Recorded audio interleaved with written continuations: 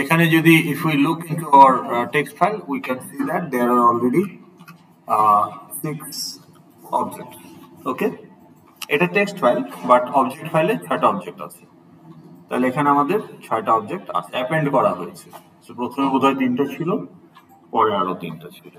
তো আমরা যদি এখন রান করে এটাকে রিড করতে চাই ফ্রম দ্য অবজেক্ট ফাইল, তাহলে show file contents two console. আমরা অবজেক্ট ফাইল একটা দেখাচ্ছি। ইউ ক্যান সি প্রথম 3টা রিড করতে পেরেছে অবজেক্ট, মানে এই অবজেক্ট ফাইল থেকে। টেক্সট ফাইলে আমরা যদি খুলে দেখি যে 6টা অবজেক্টের টু স্ট্রিং এখানে আছে, কিন্তু যে শেষের যে 3টা অবজেক্ট আমরা ক্রিয়েট করেছিলাম সেটা সে রিড করতে পারে নাই। ওকে, এই যে পারে নাই সেটা আমরা দেখতে পাচ্ছি। ওকে, so this 4, 5, 6 could not be, the objects could not be read from the object file, মানে binary file using object string. Why is that? Now এটা বোঝার জন্য let's look at this diagram. Now আমরা হেডার নিয়ে কথা বলেছিলাম, right? File header নিয়ে। What is file header? It's the metadata, okay? Information about your objects. So the read object method of object output string class যখন ফাইলটাকে read করতে যাবে, from where it will get the class information? From the header itself. Okay, কারণ আমি object stream দিয়ে তো যে কোনো ফাইলকেই খুলতে পারি। So that file can contain product object, employee object, some file can contain bill object. তাহলে রিড অবজেক্ট মেথডকে তো জানতে হবে যে এই পার্টিকুলার ফাইলটাতে কোন ক্লাসের অবজেক্ট গুলো আছে। So it needs to know the class name, what are the fields, number of fields, their types, their sequence. Everything needs to be known to actually reconstruct the object from the bytes. Right? So those information are basically kept in header. Now, why multiple headers are created? When the stream opens the file for writing, object output stream যখন ফাইলটাকে open করার পরে যখন খেয়াল করেন আমরা যখন বলছি এখানটাতে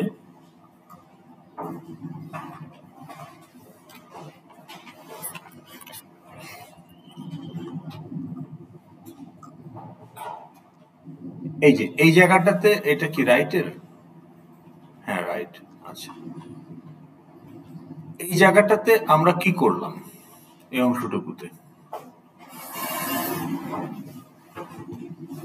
we set up the string and open the file, right? We open that file by the stream, and now the file is ready for writing objects. Right or wrong?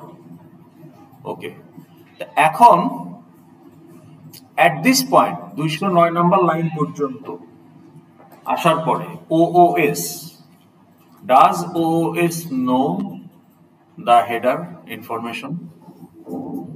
Header কি লেখা হয়েছে না হয় নাই?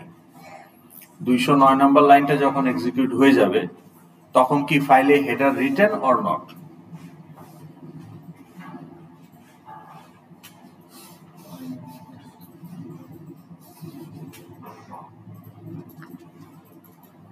কি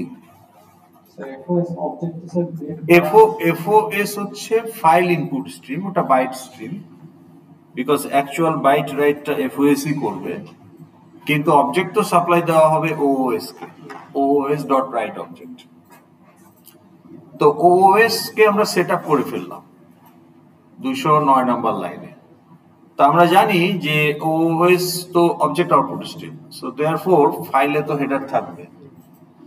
but my question is it written at this point? Header টা কি ফাইলে লেখা হয়েছে কিনা?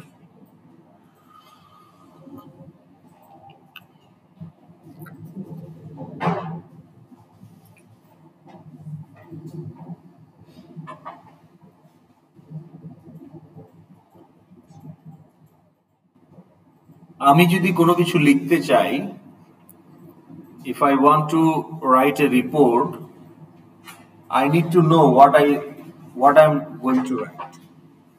তাহলে আমি অ্যাজ এ রিপোর্টার যদি একটা রিপোর্ট লিখতে চাই, আমাকে তো জানতে হবে যে আমি কি লিখবো। তাহলে ওএস যদি এই অ্যাট দিস পয়েন্ট হেডার লিখতে চায়, ওকে জানতে হবে না হেডার ইনফরমেশন? ও কি জানে? এখন পর্যন্ত কি জানে না? এখন পর্যন্ত কি জানে? এখন পর্যন্ত ও জানে যে আমাকে এফওএস ফাইল আউটপুট স্ট্রিম আমাকে হেল্প করবে বাইট রাইট করার জন্য into the file called police case objects.bin। আর ফাইলটা না থাকলে ফাইলটা আমি ক্রিয়েট করব। এর বেশি কিছু জানে নাকি? ও কি জানে যে এই ফাইলটাতে কি লেখা হবে? এটা প্রোডাক্ট হবে না পুলিশ কেস হবে নাকি এমপ্লয়ি হবে, ও কি জানে? তাহলে কিভাবে হেডার লিখবে? কি থাকবে না? এটা থাকবে না মানে কি? হেডার এখনো নাই। তাহলে হেডারটা কোথায় লেখা হবে? ইনফরমেশন কখন পাবে? যখন আপনি রাইট অবজেক্ট কল করতেছেন, তখন ও জানে যে আমাকে কি দেওয়া হইল। আমাকে একটা পুলিশ কেস অবজেক্ট দেওয়া হয়েছে, অথবা একটা প্রোডাক্ট অবজেক্ট দেওয়া হয়েছে, অথবা একটা bill object is given to me. So যেহেতু here in line number 222 a police case object is given, now it knows okay the header information should be about the police case class। তাহলে হেডারটা কে right করতেছে? Constructor নাকি right object method?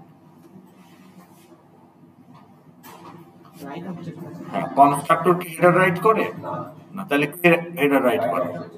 ওকে, এটা আমরা apparently এখান থেকে তাই মনে হচ্ছে। এখন রাইট অবজেক্ট মেথড কি প্রত্যেক কলেই হেডার রাইট করবে? এই যে লুপের মধ্যে 10 বার কল হলো, সে কি প্রত্যেকটা অবজেক্ট রাইট করার সময় হেডার রাইট করবে নাকি একবার হেডার রাইট করবে? একবারই হওয়া উচিত, তাই না? তার মানে হেডার রাইট করার জন্য ও একটা প্রাইভেট মেথড ইউজ করে যখন দরকার। প্রত্যেকবার ওর ওটা দরকার নাই। কখন দরকার? at the first call। So নিজেকে self evaluate করে, am I the first call after opening the file? Then I use my private method to write the header। Private method is made for helper method of the sibling method of the same class। তাহলে আমরা যদি এই object output stream ক্লাসটিকে evaluate করি,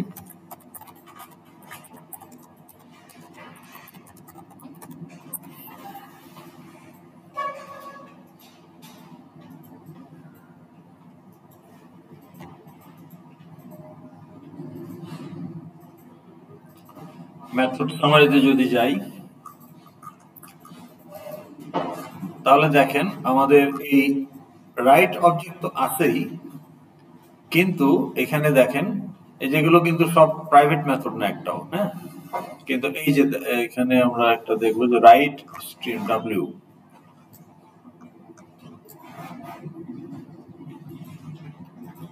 এই যে এটা কিন্তু একটা প্রাইভেট মেথড, খেয়াল করেন, মানে প্রোটেক্টেড। এখানে প্রোটেক্টেড কেন? সাব ক্লাসও যাতে এটাকে হেল্পার হিসেবে ইউজ করতে পারে। শুধু প্রাইভেট করলে তো শুধু এই অবজেক্ট আউটপুট স্ট্রিম এটাকে হেল্পার হিসেবে ইউজ করতে পারবে, কিন্তু ওর যে সাব ক্লাস, সেও যাতে, যদি ওকে কেউ এক্সটেন্ড করে ইন ফিউচার, সেও যাতে এটাকে হেল্পার হিসেবে ইউজ করতে পারে। জন্য আমরা জানি প্রোটেক্টেড হচ্ছে বাইরের ক্লাসের জন্য it is equivalent to private, শুধুমাত্র সাব ক্লাস এটাকে উইদাউট রেস্ট্রিকশন ইউজ করতে পারবে।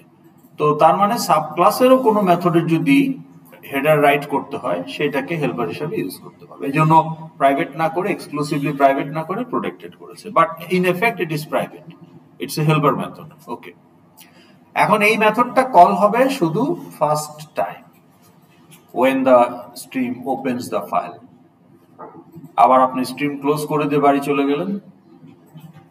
সো আমাদের ডায়াগ্রামটা এখন এরকম দাঁড়ানো।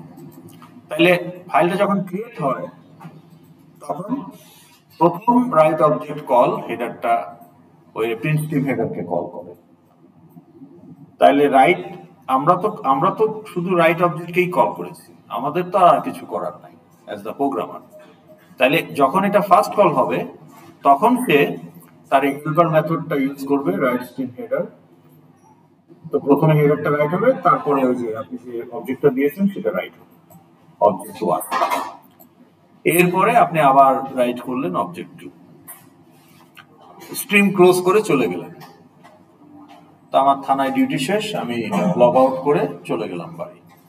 কালকে আবার থানায় আসছি ডিউটিতে, আরেকজন আসছে মামলা করতে, তখন আবার আমি রাইট অবজেক্ট করলাম, নাও ফাইলটা নতুন করে আবার ওপেন হবে, আবার সে হেডার রাইট করবে, এই যে রেড কালারটা হেডার, দেন অবজেক্ট 3 অবজেক্ট 4, তো এইভাবে চলতে থাকবে। নাও প্রবলেম ইজ আমি যখন রিড করছি অবজেক্ট ইনপুট স্ট্রিম দিয়ে, না অবজেক্ট ইনপুট স্ট্রিম তো জানে না যে মানে কোন ক্লাসের অবজেক্ট আমাকে রিড করতে হবে, ওর কাছে তো আগে থেকে নাই, তাহলে ফাইল থেকেই সে ওটা রিড করবে। তাহলে যখন ফাইলটা ওপেন হবে অবজেক্ট ইনপুট স্ট্রিম দিয়ে, খেয়াল করেন, তখন সে প্রথমে হেডারটা রিড করবে। তাহলে অবজেক্ট ইনপুট স্ট্রিম যখন ফাইল ওপেন করবে সে হেডার রিড করে ফেলছে, তাহলে ফাইল পয়েন্টার বা ফাইল কার্সার এখন এইখানটাতে, যে এন্ড অফ হেডার 1 মানে first header end beginning of first object. এখন আমরা কি করছি, we have actually used the while loop. while loop আমরা বলছি OIS object input stream dot read object। এখন এই read object মেথডটা তো লুপে ঘুরতে থাকবে while loop, তাহলে সে প্রথম ইটারেশনে লুপ ইটারেশন 1 এ অবজেক্ট 1 কে রিড করবে, দেন লুপ ইটারেশন 2 তে অবজেক্ট 2 কে রিড করবে, লুপ ইটারেশন 3 তে গিয়ে যখন রিড অবজেক্ট মেথডটা আবার এক্সিকিউট হবে তখন এখানে এক্সেপশন হবে, because the content is header content not object content. যেহেতু এক্সেপশন হবে সে ট্রাই ব্লক থেকে বের হয়ে যাবে।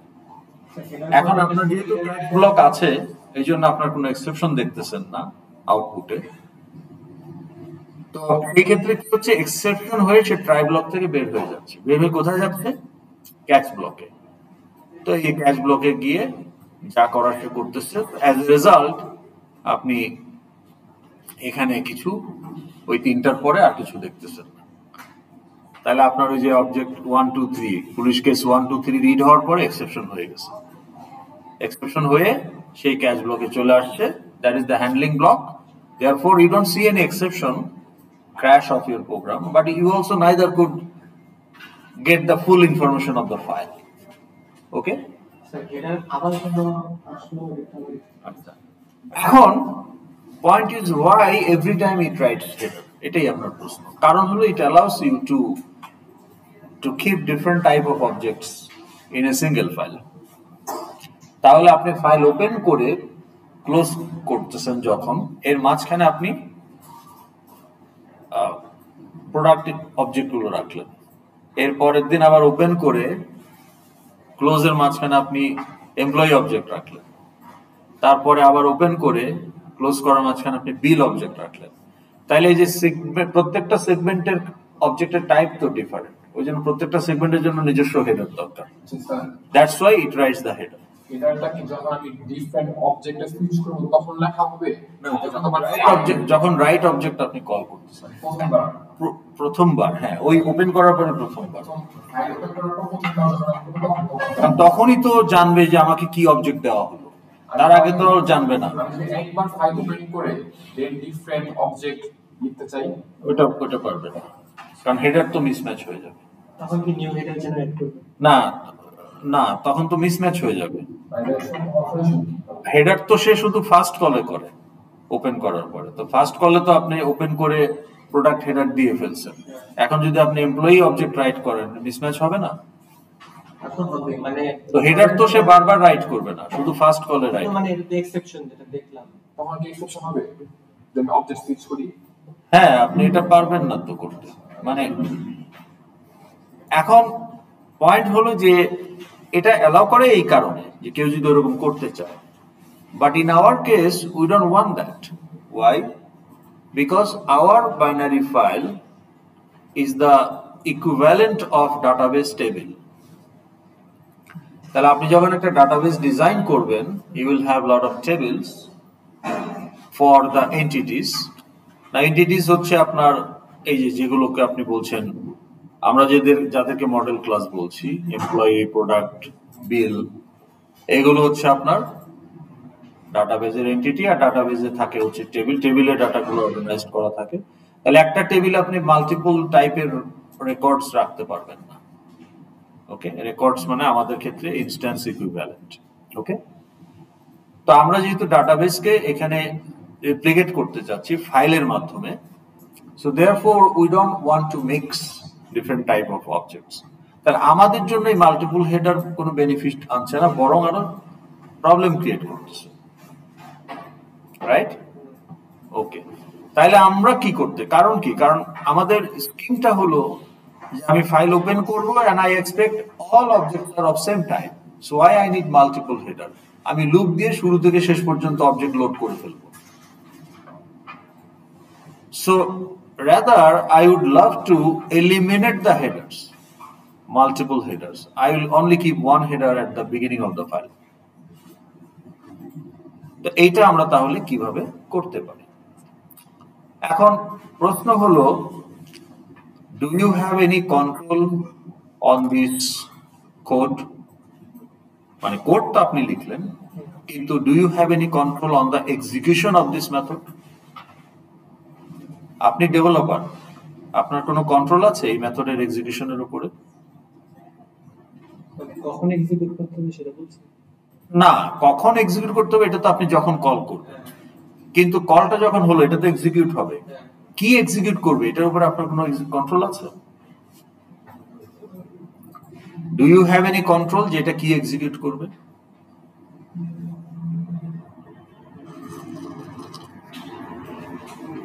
ইউ ডোন্ট, বিকজ আপনি তো এটার কোড টাচ করতে পারবেন না। না না, এই ক্লাসটা তো অবজেক্ট আউটপুট স্ট্রিম ক্লাসের মেথড, এটা একটা লাইব্রেরি ক্লাস, তো এটার কোড কি আপনি টাচ করতে পারবেন? যা খুশি তাই হোক, it's a library class, you can't touch that.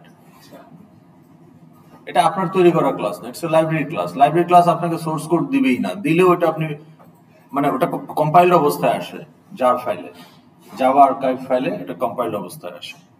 তো কম্পাইলড অবস্থায় মেশিন কোড আসে, so you can't change the code of the library class. তাহলে আপনি তো চাচ্ছেন কি, আপনি কি চাচ্ছেন বলেন? ও কি করবে, ওপেন করছেন, প্রথম কলেজে হেডার বসাই দিবে, এইটা ওখানে কোড লেখা আছে, কিন্তু আপনি কি চাচ্ছেন? প্রথমবার লেখে মানে কি না, প্রথমবার বলতে কি বুঝাচ্ছে? ফাইল যখন ফার্স্ট টাইম ওপেন হবে মানে কি, ফাইল যখন ক্রিয়েট হবে।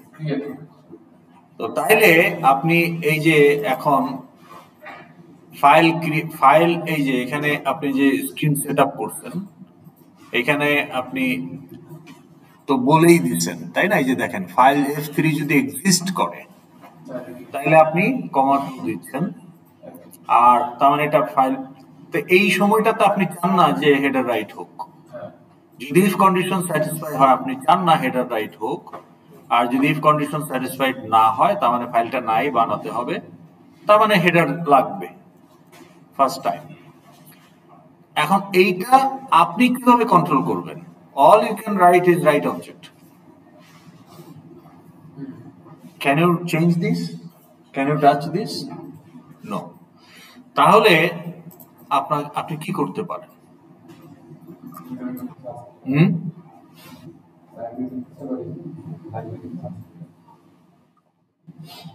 লাইব্রেরিতে দেখেন, এখন আপনি যেটা করতে পারেন, লাইব্রেরি ক্লাসের কোড কি আপনি টাচ করতে পারবেন? তাহলে লাইব্রেরি ক্লাসের মেথডকে যদি আপনি মডিফাই করতে চান, সরাসরি তো পারবেন না, তাহলে উপায় কি? হ্যাঁ, না না, আমার প্রশ্ন বুঝেন নাই। আমি লাইব্রেরি থেকে একটা ক্লাস ইম্পোর্ট করছি, ওই ক্লাসের একটা মেথডকে আমি মডিফাই করতে চাই, am I allowed to do that? Why not? Because it's a library class. Library class কে আমি মডিফাই করতে পারবো না, কিন্তু আমার দরকার। তাহলে এটার ওয়ে অ্যারাউন্ডটা কি? হ্যাঁ, এক্সটেন্ড কি? কথা শেষ করেন। এক্সটেন্ড আপনি একটা ওয়ার্ড বলছেন, এটা দিকে বোঝা যায়। হ্যাঁ, এক্সটেন্ড করে ওই যে মেথডটাকে আপনি আপডেট করতে চান ওটাকে ওভাররাইট করবেন,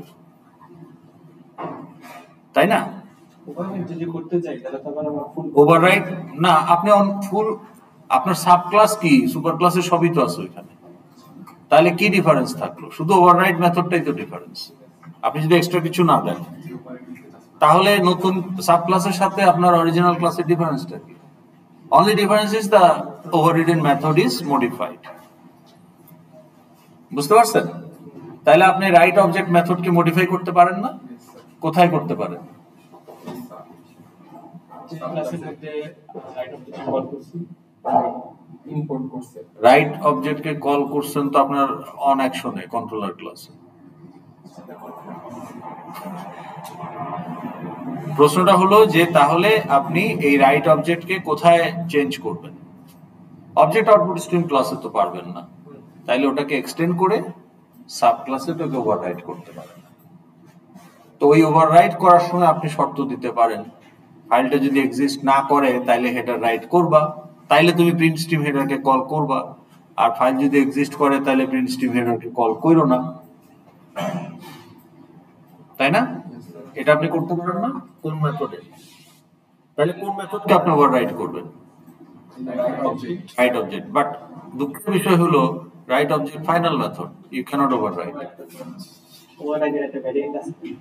না না, ফাইনাল মেথডকে তো আর আপনি চেঞ্জ করতে পারবেন না, মানে ওভাররাইট করা যায় না, এটা তো আমরা জানি। তো তাহলে আপনার এখন আরেকটা অপশন হলো যে ঠিক কি আরেকটা ভ্যারিয়েন্ট আছে, আগে রাইট অবজেক্ট আমার ভ্যারিয়েন্ট একটা প্রোটেক্টেড। আপনি কল করতেছেন রাইট অবজেক্ট, তাইলে তো আপনি এটাকেই ওভাররাইট করবেন, নাহলে তো এটা তো আর চেঞ্জ হলো না। হ্যাঁ, এটা তো আরেকটা মেথড, ডিফারেন্ট নেম। তো তাহলে এটাকে আরেকটা ভ্যারিয়েন্ট কি করে হলো? মেথডের নাম কি সেম? তাহলে ভ্যারিয়েন্ট বলতেছেন কিভাবে? মেথডের নাম সেম হলে আপনি বলতে পারেন যে ইটস ওভারলোডেড অর, আচ্ছা ইটস ডিফারেন্ট মেথড। আচ্ছা, নামের আংশিক মিল আছে but method is different method.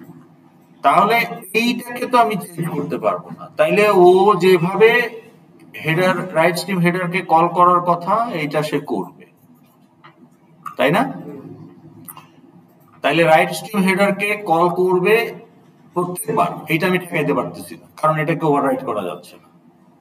তাইলে বিকল্প কি হতে পারে? আচ্ছা ঠিক আছে, রাইট স্ট্রিম হেডারকে যদি ওভাররাইট করা যায়, এইটা প্রোটেক্টেড করা হয়েছে ইচ্ছা করে যাতে ইনহেরিট করে ওভাররাইট করা যায়, ওই জন্য এটা প্রোটেক্টেড।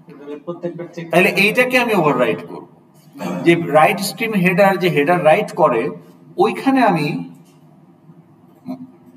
ওভাররাইট করতে পারি। তাইলে আমি আমার সাব ক্লাসে বলতে পারি যে তুমি হেডার রাইট করো না, মানে ওকে কল করলেও আমরা বলবো যে হেডার রাইট হবে না। তো তাহলে এটার জন্য আমরা একটা সাব ক্লাস অলরেডি তৈরি করে রাখছি আগের সেকশনে গতকালকে, তাহলে ওইটা আমরা নিয়ে আসি।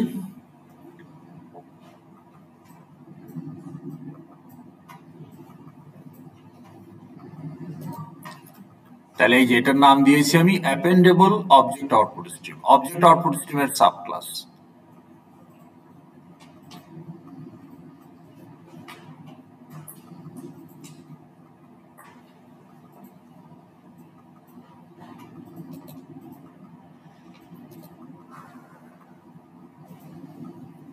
ওকে, তাহলে আপনার প্রজেক্টটা এখন এটা চলে আসছে এই যে। তাহলে এখানে আমরা কি করতেছি? এক্সটেন্স অবজেক্ট আউটপুট স্ট্রিম। আচ্ছা, প্যাকেজ স্টেটমেন্টটা ঠিক করতে হবে। প্যাকেজ স্টেটমেন্টটা কি হবে?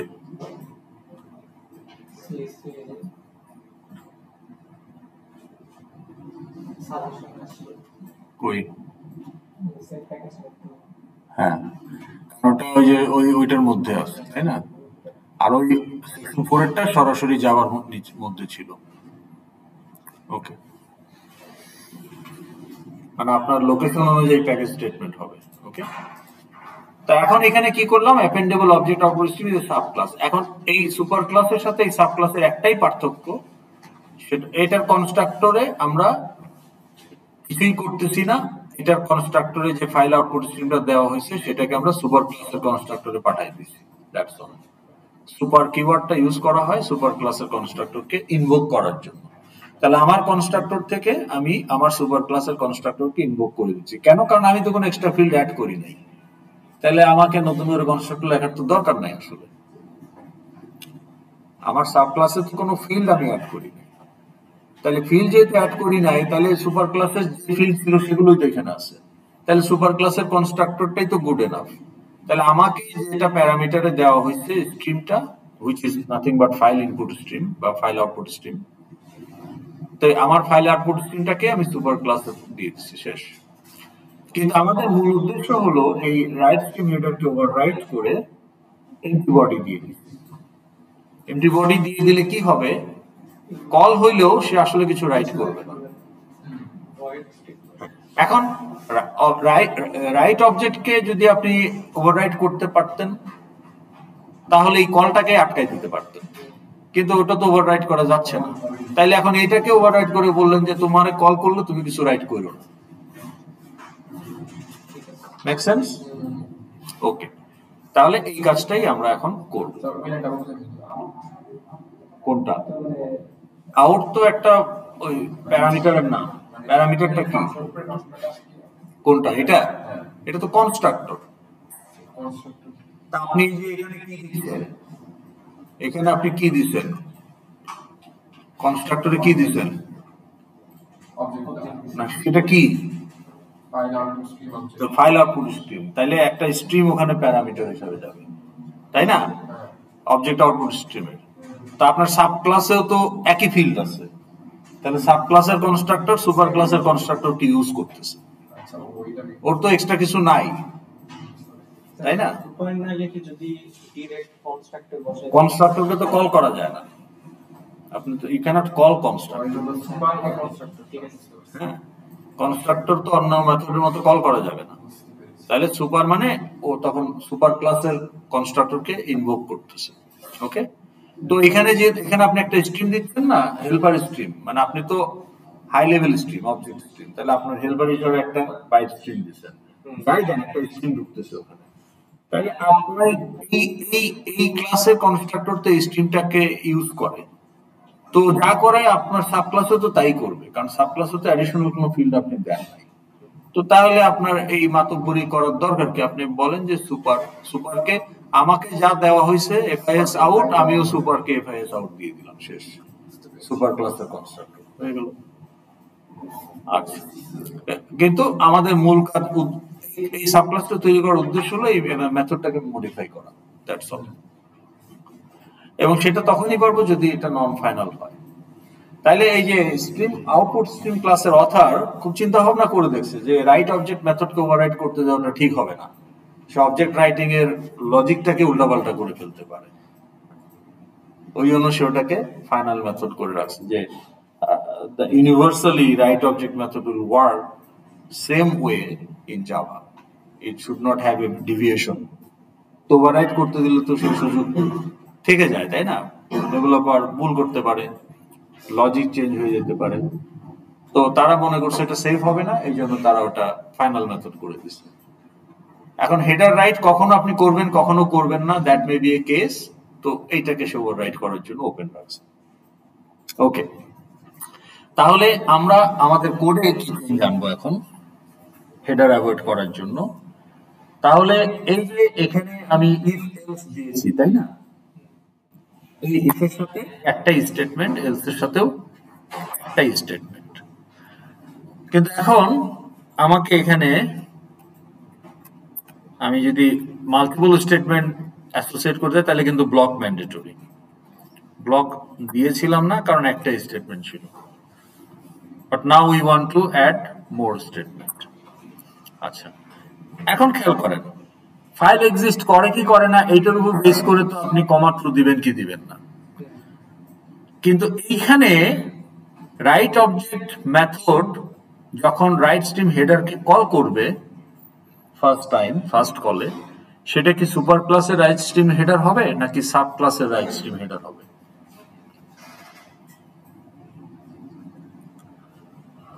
সুপার ক্লাসে হবে। OOS is a super class handle. Now think about polymorphism. Polymorphic method করো। Now right object তো সাবক্লাসও আছে, তাহলে আপনার হ্যান্ডেল যদি না, এটা কিন্তু super class handle, super class is not an abstract class, তাহলে OOS can represent object output stream instance as well as আমাদের যে সাব ক্লাস অ্যাপেন্ডেবল ওইটার ইনস্ট্যান্স। অবজেক্ট টাইপের, তাহলে হ্যাঁ, ইমপ্লিমেন্টেশন তো দুইটা ক্লাসেই আছে। এখন রাইট স্ট্রিম হেডারটা দুই ক্লাসে কোড আলাদা, কিন্তু রাইট অবজেক্টের কোড সেম, তাই না? এখন OOS ডট রাইট অবজেক্ট যখন এক্সিকিউট হবে, who is the client? If the client is super class instance, তাহলে সে সুপার ক্লাসের রাইট স্ট্রিম হেডারকে কল করবে। If the client is sub class instance, then it will call subclass right stream header. Problem solved. তাহলে OOS কখন super class instance হওয়া উচিত আর কখন subclass instance হওয়া উচিত? যখন ফাইল ক্রিয়েট হবে তখন সুপার ক্লাস ইনস্ট্যান্স হওয়া উচিত, so that super class right stream header call হবে, আর যখন অ্যাপেন্ড হবে তখন সাবক্লাস ইনস্ট্যান্স ক্রিয়েট হওয়া উচিত। তো কাজেই আমরা এই যে এখানে এটাকে নিউ সুপার ক্লাস করে দিছি বাই ডিফল্ট, এইটা এখন আর আমরা করব না। তাইলে আমরা অবজেক্ট আউটপুট স্ট্রিমটাকে আগে ডিক্লেয়ার করে নিব এই লুপের বাইরে, ইকুয়াল টু নাল। এখন আমি বলবো যে OOS এটা কি হবে, সুপার ক্লাস না সাব ক্লাস? সুপার ক্লাস কখন হবে? তার মানে যখন ফাইল এক্সিস্ট করে না, তাইলে এখন হবে এটা। আর যদি এক্সিস্ট করে তখন হবে অ্যাপেন্ডেবল। আমার একটা ক্লিকের মধ্যে দুইটা কাউন্ট নেই, দেন সেই কাউন্ট অনুযায়ী যদি রাইট অবজেক্ট কল করি, রাইট অবজেক্ট তো কল হবেই, কিন্তু আপনাকে ইনস্ট্যান্স ভ্যারি করতে হবে। আপনি স্ট্রিম হেডার কোন ক্লাসের হবে, সুপার ক্লাসের না সাব ক্লাসের, এটা ডিপেন্ড করবে ইনস্ট্যান্সের উপর। এটা পলিমরফিক মেথড কল। আপনি বলতেছেন u dot update profile, and u হচ্ছে ইউজারের হ্যান্ডেল। এখন কার আপডেট প্রোফাইল সে আপডেট করবে, ফ্যাকাল্টি না স্টুডেন্টের? ইউ যদি ফ্যাকাল্টি ইনস্ট্যান্স হয়, ফ্যাকাল্টি ক্লাসের আপডেট প্রোফাইল এক্সিকিউট হবে। ইউ যদি স্টুডেন্ট ইনস্ট্যান্স হয়, তো ওই সেম লজিক। ওকে, তাহলে আমরা যদি এখন রান করে অ্যাপেন্ড করি, দেখবো যে আমাদের এটা কাজ হচ্ছে। তাহলে আমরা ফাইলগুলো ডিলিট করে দেই।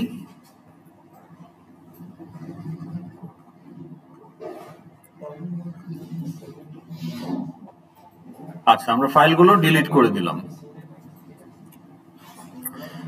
ওকে, লেটস রান ইট अगेन।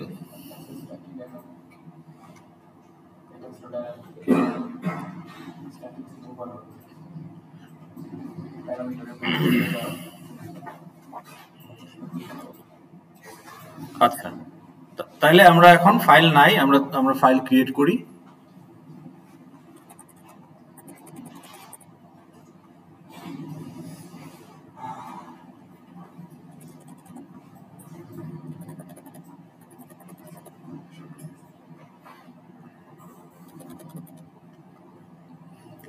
তাহলে আমাদের দুইটা অবজেক্ট ফাইলে রাইট হয়ে যাবে।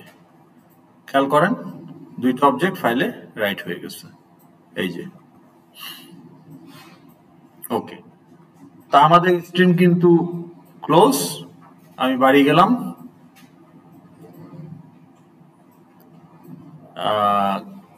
কালকে আবার আসলাম, এসে আরো কেস অ্যাড করতেছি।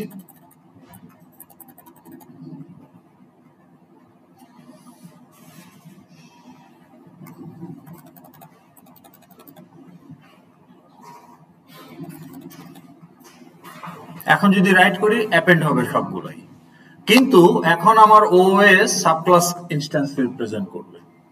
সো রাইট অবজেক্ট প্রথমবার এই কেস নাম্বার 3 এর জন্য হেডার ক্রিয়েট করবে না, মানে কল হবে কিন্তু সাবক্লাসের ভার্সনটা এক্সিকিউট হবে, so nothing will be written in the file, so direct object right হবে। হয়ে গেল। তাহলে এখন যদি আমরা দেখি, দেখবো যে আরো দুইটা অবজেক্ট চলে আসছে, এই যে।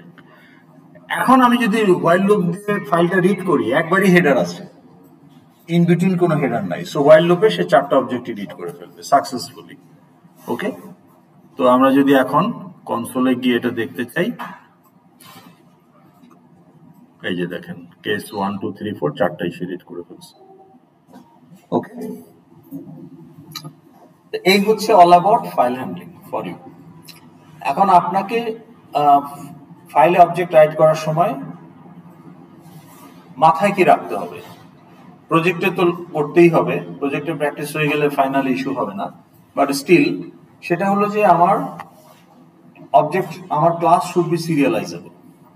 তার মানে আমার যাকে আমি ইনস্ট্যান্সিয়েট করব, যে অবজেক্টটাকে আমি রাইট অবজেক্টে পাঠাচ্ছি, ওই ক্লাসটা মাস্ট ইমপ্লিমেন্ট সিরিয়ালাইজেবল। এখন এই পুলিশ কেস কিন্তু ওর ডাইরেক্ট কোনো এক্সপ্লিসিট সুপার ক্লাস নাই। ও অবজেক্ট মেথড, অবজেক্ট ক্লাসকে ইনহেরিট করে ঠিকই, কিন্তু অবজেক্ট ক্লাসে তো ফিল্ড নাই, শুধু মেথড। রাইট অবজেক্টে তো আর মেথড রাইট হয় না, ফিল্ড গুলো রাইট হয়, তাই না? কন্টেন্ট, মেথড তো ফাংশনালিটি। ওকে, তো তাহলে পুলিশ কেসের ক্ষেত্রে কোনো প্রবলেম হচ্ছে না, আমরা শুধু বলে দিয়েছি যে পুলিশ কেস ইমপ্লিমেন্ট সিরিয়ালাইজেবল। কিন্তু আপনার যখন এক্সপ্লিসিট সুপার ক্লাস থাকবে, যেমন ইউজার থেকে আপনি 7টা ফিল্ড ইনহেরিট করেন, এমপ্লয়ি থেকে আরো 4টা অ্যাড করলেন, ফ্যাকাল্টিতে বা পুলিশ অফিসারে গিয়ে আরো 2টা অ্যাড করলেন, তাহলে পুলিশ অফিসারের এখন 15টা ফিল্ড। এখন আপনি যদি বলেন যে public class police officer extends employee implement serializable, তাহলে কিন্তু পুলিশ অফিসার কমপ্লিটলি সিরিয়ালাইজেবল হয় নাই, পার্শিয়ালি সিরিয়ালাইজেবল হয়েছে। কেন?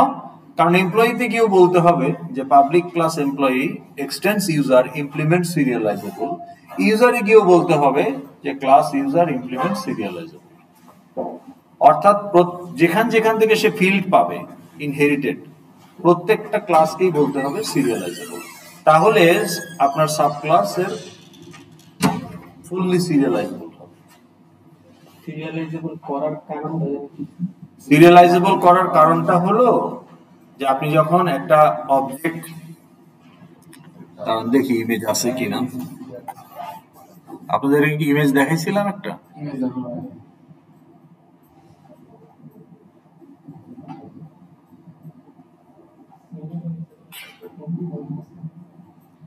না, সিরিয়ালাইজেবল মানে কি? মানে হচ্ছে converting your instance into series of bytes, এই প্রসেসটাকে বলা হয় সিরিয়ালাইজেবল।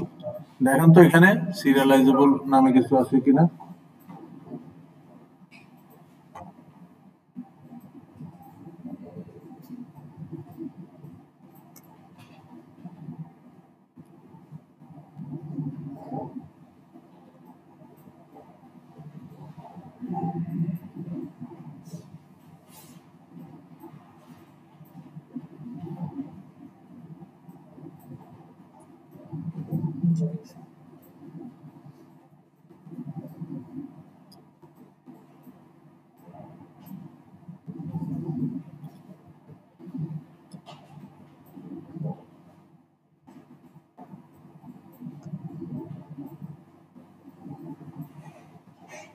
আচ্ছা ঠিক আছে, না থাকলে আপনাকে দেখাই, খুঁজে পাচ্ছি না।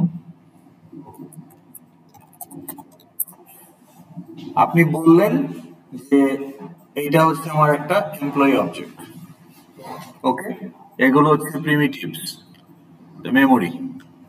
এখন আপনি বললেন যে এইখানে আমার একটা লোকাল ডেটা অবজেক্ট ফিল্ড,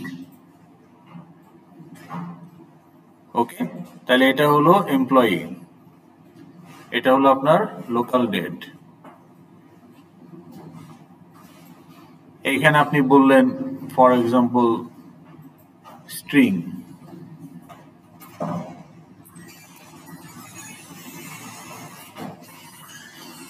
তাহলে এটা আপনার এমপ্লয়ি অবজেক্ট।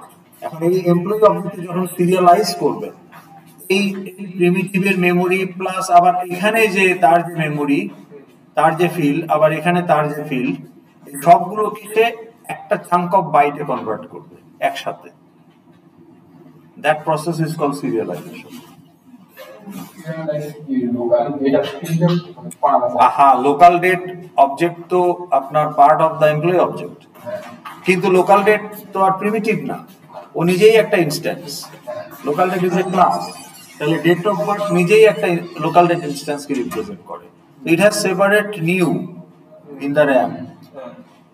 তাহলে ওর মধ্যে কি আছে? Year, month, day, hour, minute, second, nano second পর্যন্ত আছে, ন্যানো সেকেন্ড পর্যন্ত আছে। তো ওগুলো আলাদা জায়গায় আছে।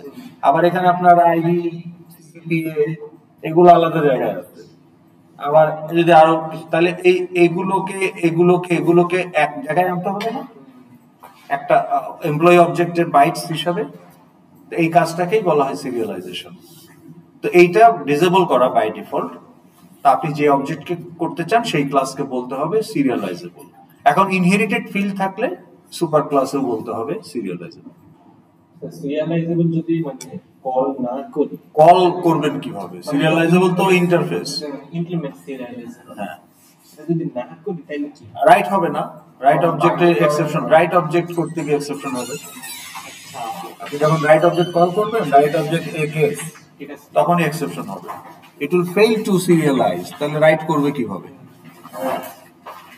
ওকে, আচ্ছা, এটাকে আমরা সেভ করে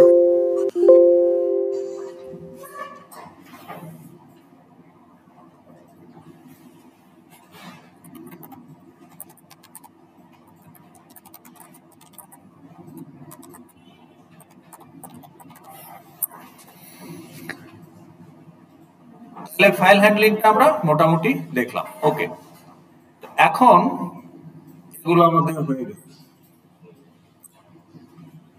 স্ক্রিন সুইচিং আমরা শুরু করছিলাম। আচ্ছা, এক্সেপশন হ্যান্ডলিং এর আমরা বেসিকটা জানি, তাই না? ওকে, তো এখন স্ক্রিন সুইচিং এর ক্ষেত্রে আমাদের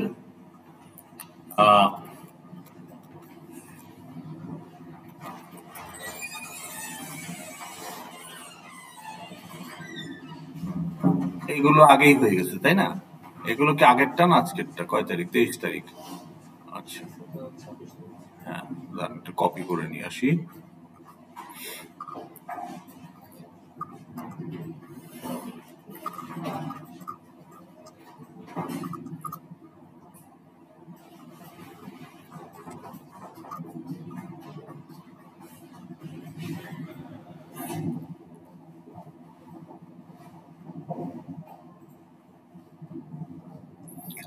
ওকে,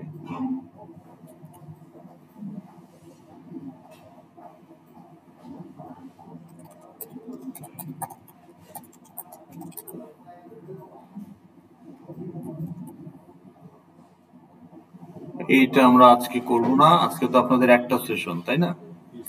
হ্যাঁ, নেক্সট ক্লাসে করব। কিন্তু আজকে আমরা একটু জেনে রাখি কুইজ শুরু করার আগে যে what are the different ways, তাহলে possibilities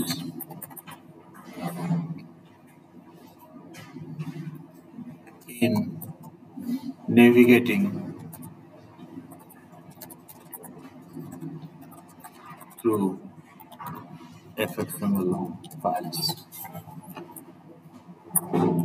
আপনি যখন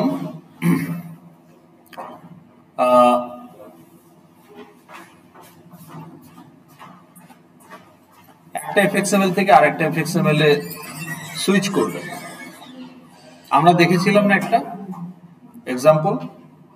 দেখেছিলাম কিনা? না দেখি নাই? কই বললেন যে দেখানো হয়েছে?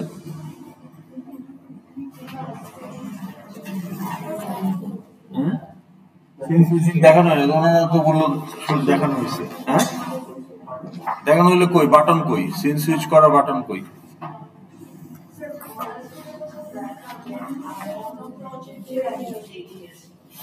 আপনাদের করানো হয় নাই? হ্যাঁ, সেটাই।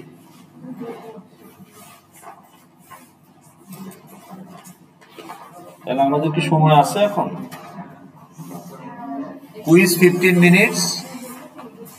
তাহলে আমরা যদি 20-এ শুরু করি তাহলে আমাদের কুইজটা 2:10, তাহলে 10 মিনিট আমরা করতে পারি, তাই না? আচ্ছা, তাহলে এই 10 মিনিটের মধ্যে আপনার অ্যাটেন্ডেন্স শিটটা সাইন করে ফেলেন কুইজের। আজকে আমার প্রিন্টারটা বিট্রে করছে, এই জন্য অ্যাটেন্ডেন্স শিট প্রিন্ট করতে পারিনি, হাতে লিখতে হবে।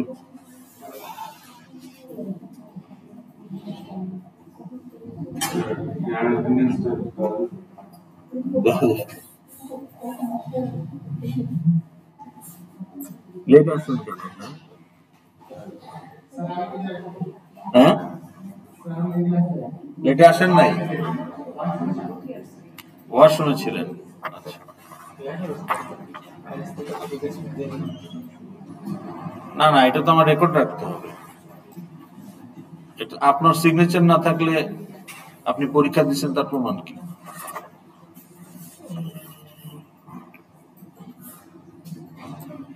প্রবলেম আছে, প্রবলেম নাই যে সেটা আপনিও জানেন প্রবলেম আছে। এরকম হয়েছে আগে, এখন হয় না যে পরীক্ষা না দিয়ে বলে স্যার আমি তো দিছিলাম, আপনার খাতা হারাই ফেলছে, আমার কি দোষ?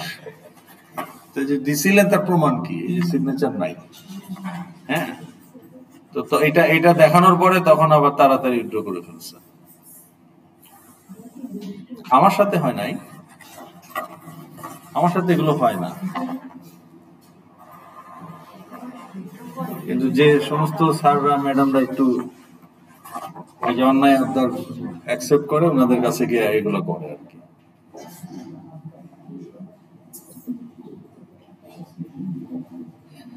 আচ্ছা, এটা পাস করেন, এই যে এটা পাস করেন, কারণ কুইজের সময় অ্যাটেন্ডেন্স নিয়ে ডিস্টার্ব করতে চাই না। ওকে, তাহলে আমাদের এটা নাই, তো আমরা এটা করতে চাই। ওকে, এখন আমরা তো এটা ডিসকাস করেছিলাম যে স্টার্ট মেথড কিভাবে কাজ করে, একটা এক্সএমএল ফাইল লোড হয় কিভাবে, বিয়ে বাড়ির গল্প করছি না আমরা। তো ওখানে ওই যে সিন, স্টেজ, এগুলো বোঝানো হয়েছে না?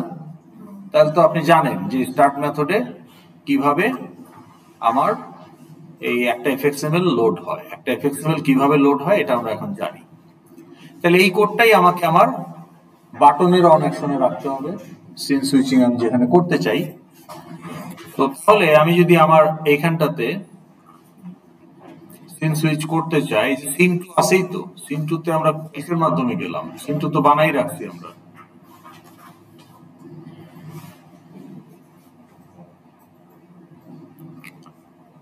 সিন টুতে যাওয়ার জন্য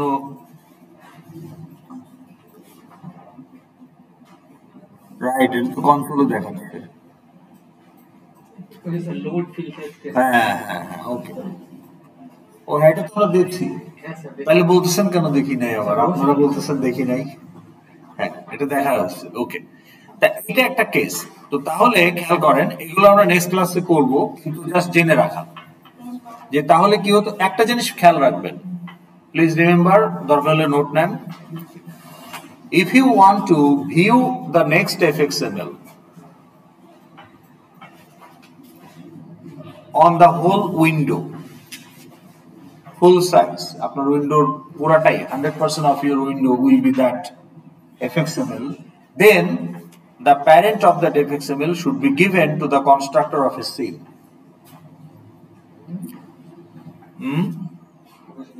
কি বুঝেন নাই? আচ্ছা, আপনি যদি আপনার যে পরবর্তী এফএক্সএমএল, যেটা পরবর্তী এফএক্সএমএল কে যদি আপনি ফুল স্ক্রিন দেখতে চান, ফুল স্ক্রিন না মানে ফুল উইন্ডো, তার মানে আপনি ওটাকে নিউ সিন হিসাবে রেন্ডার করতে হবে।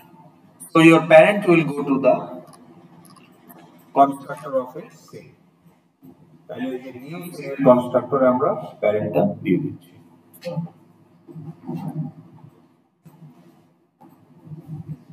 ফুল উইন্ডোতে আসছিল। হ্যাঁ, ফুল উইন্ডোতেই তো এফএক্সএমএলটা ছিল। এই যে এটা ফুল উইন্ডো জুড়েই তো আমার এফএক্সএমএল, এই পুরাটাই তো অ্যাঙ্কর পেন। তাহলে উইন্ডোর পুরাটাই তো আমার প্যারেন্ট, অ্যাঙ্কর পেন, অ্যাঙ্কর পেনটাই তো প্যারেন্ট। তাহলে আমার যে প্যারেন্ট, সেটা অ্যাঙ্কর পেন হোক, ভিবক্স হোক, বর্ডার পেন হোক, যাই হোক, মানে আমার এফএক্সএমএল এর যে প্যারেন্ট, এটা ফুল স্ক্রিন হবে। ফুল উইন্ড স্ক্রিন বলতে উইন্ডোর ফুল সারফেস।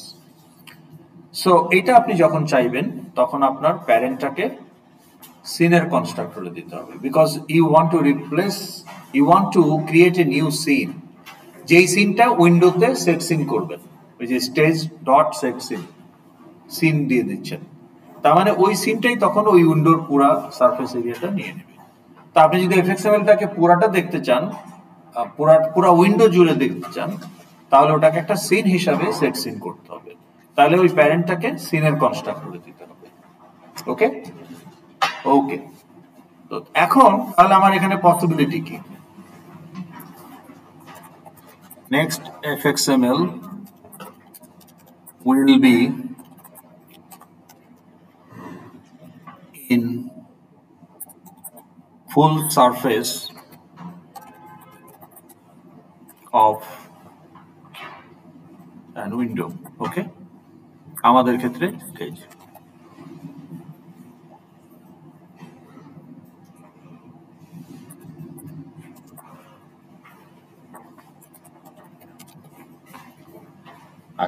এটা যখন হবে, এখন প্রশ্নটা হলো, ভালো কথা, এখন এই সিনটাকে কি আমি set the seen in new window বা নিউ স্টেজ, এটা আমরা দেখে ফেলছি, অথবা set the scene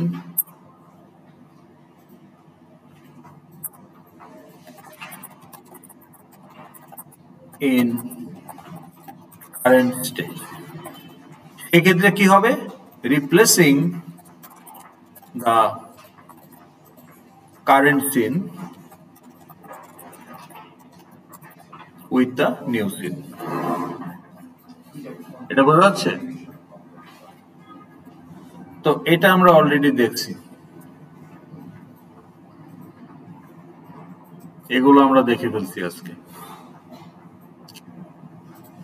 এটা তো গেল যে আমি যখন ফুল সারফেসে দেখতে চাই। আচ্ছা, আরেকটা অপশন হতে পারে যে next FXML will be loaded in a sub reason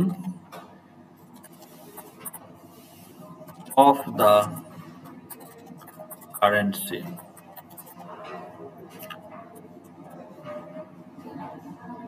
এটার মানে কি? এটার মানে হলো আমার একটা নিউ সিন করতে হবে না, তাহলে প্যারেন্টটাকে আর আমি সিনের কনস্ট্রাক্টরে দিই, সিনই বানাবো না, আমার কারেন্ট সিনেরই একটা এরিয়াতে, একটা পার্টে, একটা কর্নারে আমি এফএক্সএমএলটাকে লোড করবো। তাহলে আমার ড্যাশবোর্ড এফএক্সএমএল আছে, আমি ড্যাশবোর্ড সুইচ করব না, কিন্তু ড্যাশবোর্ডেরই ধরেন মেনুগুলোর নিচে বা বাটনগুলোর সাইডে একটা স্পেস থাকবে, ওখানে আমি আরেকটা এফএক্সএমএল লোড করব। If that is your design approach, তাহলে আপনাকে এইটাতে যেতে হবে। এখন আপনি এটার একটা রিয়েল টাইম এক্সাম্পল দেন দেখি।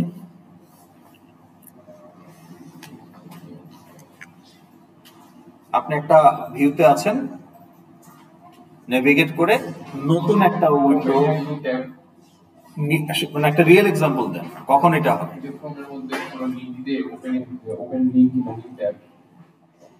হ্যাঁ, তাহলে আপনি ওই যে রাইট ক্লিক করেন না, আপনার ফ্লোটিং মেনু আসে, ফ্লোটিং মেনু থেকে আপনি যে মেনু আইটেম সিলেক্ট করতেছেন, ওপেন ইন নিউ ট্যাব অথবা ওপেন ইন কারেন্ট ট্যাব, তাহলে ওই যে মেনু আইটেম সিলেক্ট করতেছেন, ওই মেনু আইটেমের অন অ্যাকশনে গিয়ে আপনি নিউ স্টেজ, এখানে নিউ স্টেজও হবে, আবার নিউ সিনও হবে,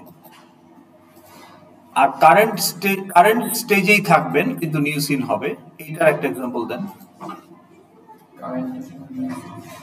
কারেন্ট স্টেজ কিন্তু নিউ সিন, কারণ পরের এফএক্সএমএল এর জন্য ফুল সাইজ করতে চান, তাহলে নিউ সিন হবে, কিন্তু উইন্ডো চেঞ্জ হবে না, উইন্ডো এটাই থাকবে।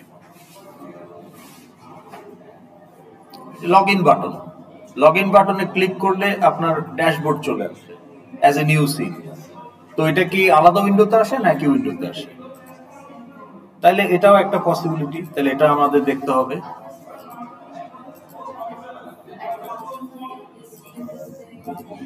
হ্যাঁ হ্যাঁ থাকে, ইন্টেলিজেন্টে ওপেন করার সময় সে বলতে চাই নতুন উইন্ডোতে করতে চাও কিনা, তাই না?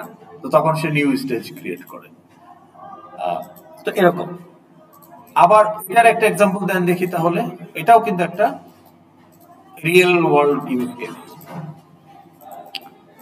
যেমন আপনি যখন আইরিসের ড্যাশবোর্ডে ঢোকেন, ড্যাশবোর্ডে যখন আপনি বিভিন্ন অপশন সিলেক্ট করতেছেন তার আলাদা আলাদা ভিউ আসতেছে, সেগুলো কি নতুন সিন হিসেবে ড্যাশবোর্ড সিনকে রিপ্লেস করে নাকি ড্যাশবোর্ডের একটা এরিয়ার মধ্যে সেগুলো আসে? কোনটা হয়?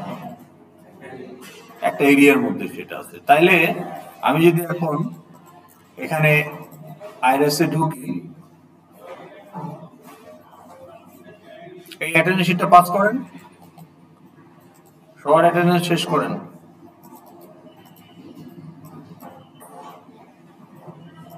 শেষ করলে অ্যাটেন্ডেন্স সিগনেচার শেষ হলে আমরা কুইজ শুরু করব। ধরে রাখবেন না।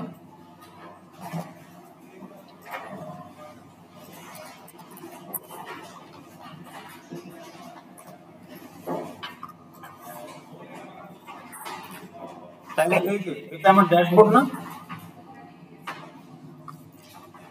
এখন আমি যদি রেজিস্ট্রেশন অপশন সিলেক্ট করি, তাহলে রেজিস্ট্রেশন ভিউটা কি আলাদা উইন্ডোতে আসবে? সেম উইন্ডোতে আসবে as a brand new scene, নাকি এই সিনের মধ্যেই লোড হবে? কোথায় ব্র্যান্ড নিউ সিন? ধরেন স্টুডেন্ট ড্যাশবোর্ড, এটা কি ব্র্যান্ড নিউ সিন হইলো না এই এরিয়াতে লোড হইলো? এই যে এরিয়া। তাহলে উপরের যে ব্যানার, আমার নাম, আর এই বামের যে নেভিগেশন অপশনস গুলো, এগুলো কিন্তু চেঞ্জ হচ্ছে না। তাহলে এই যে শেডেড এরিয়াটা দেখতেছেন, এই যে গ্রে কালারের, এটা হচ্ছে আসলে ব্যাকগ্রাউন্ড, মানে parent of your dashboard view. হ্যাঁ, আমি যদি এখানে গিয়ে বলি যে স্টুডেন্ট অ্যাডভাইস দিই, তাহলে যে দেখেন আরেকটা ভিউ চলে আসছে। আমার এই যে এই এরিয়াটা দেখতেছেন না, এখান থেকে একটু এই এরিয়াটুকুর মধ্যে আমি প্যারেন্টটাকে লোড করতেছি। তাহলে আমার সিনের তো দরকার নাই, আমি তো একটা সিনে আসি অলরেডি। তখন আমাকে প্যারেন্টটাকে শুধু কারেন্ট সিনের কোন একটা জায়গায় অ্যাসাইন করতে হবে। বুঝতে পেরেছেন? আচ্ছা, তাহলে এটাও একটা রিয়েলিটি। আরেকটা পসিবিলিটি যেটা, সেটা হলো যে we may want to pass temporary data to next FXML. তার মানে কন্ট্রোলার টু কন্ট্রোলার।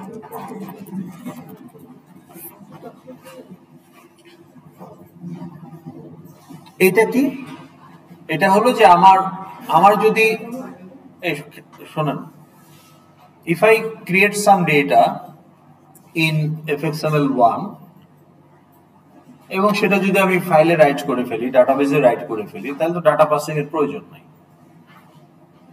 fxml এর 2 যে কন্ট্রোলার 2 সে ফাইল থেকে ওটা রিড করতে পারবে।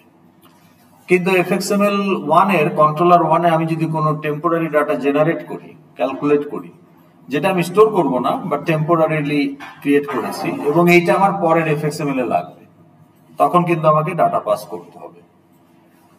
তাহলে ডাটা পাসিংটা ভিজুয়ালি আপনি দেখতেছেন এক fxml থেকে আরেক fxml এ গেল, কিন্তু অ্যাকচুয়ালি এটা কন্ট্রোলার টু কন্ট্রোলার। তাহলে controller 1 pass some data to controller 2। Okay, তাহলে এটাও আমরা দেখবো, and continuation on exception handling. তাহলে এইটুকু করব, আর এরপরে আমরা চার্ট দেখতে চাই, জেনারেটিং চার্ট।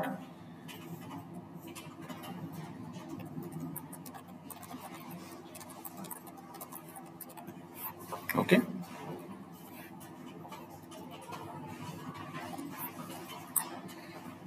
তাহলে এই হচ্ছে আমাদের আপকামিং। আর যদি সময় থাকে তাহলে পিডিএফটা আমরা দেখব, আমার অ্যাপ্লিকেশন ডাটা দিয়ে পিডিএফ কিভাবে বানাতে পারি। তো চার্ট পিডিএফ এগুলো দেখে রাখলে আপনি চাইলে আপনার প্রজেক্টে চার্ট আপনাকে জিজ্ঞেস করা হবে যে আপনি চার্ট ইউজ করছেন কিনা আপনার প্রজেক্টে। ওকে, সেলফ অ্যাসেসমেন্টের তো চাইলে সেটা খুব সহজ, চার্ট কোনো কঠিন কিছু না। ওকে,